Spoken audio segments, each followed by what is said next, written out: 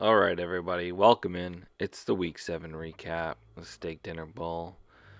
Big week for some QB controversies around the league.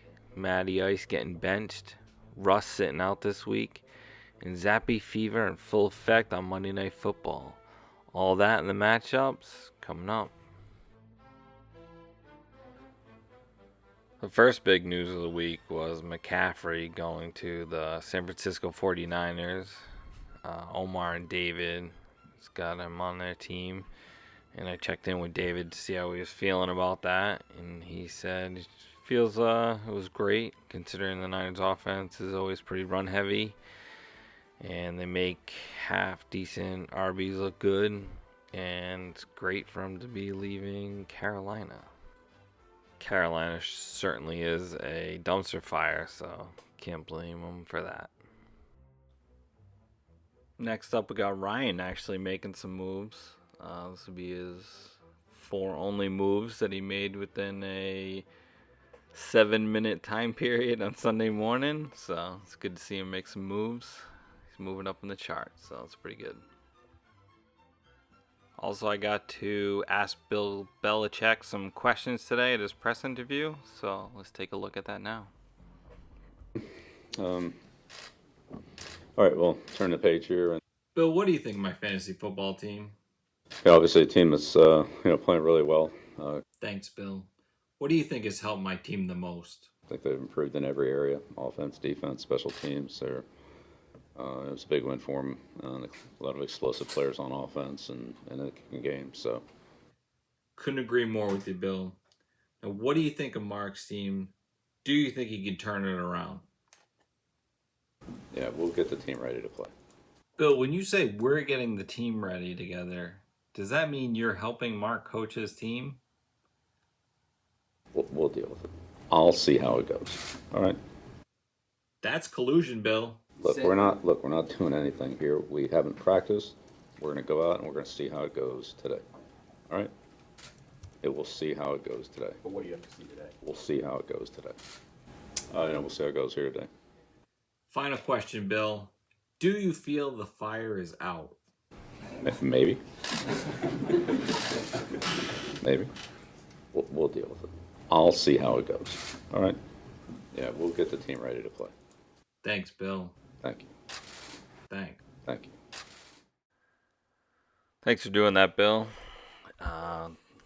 With that, let's get into the matchups. The first matchup we got is me and Corey.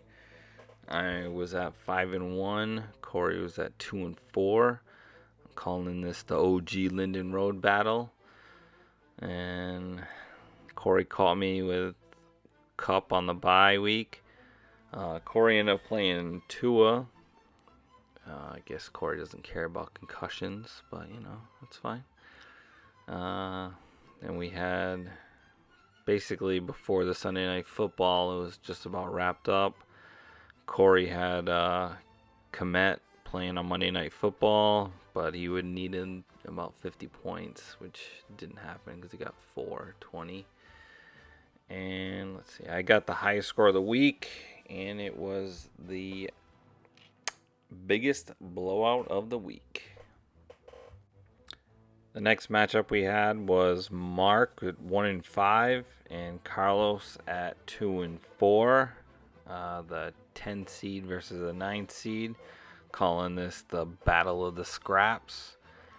We had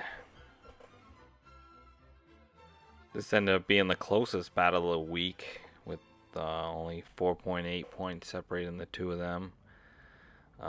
Carlos needed Deontay Johnson to score 13 points on Sunday Night Football.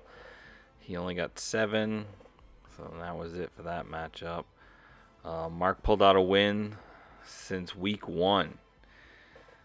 We'll see if the Ambers are still lit on that team.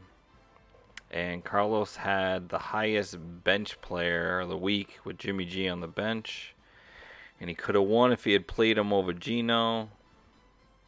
So Mark finally gets somebody else to play the wrong quarterback to sneak a win.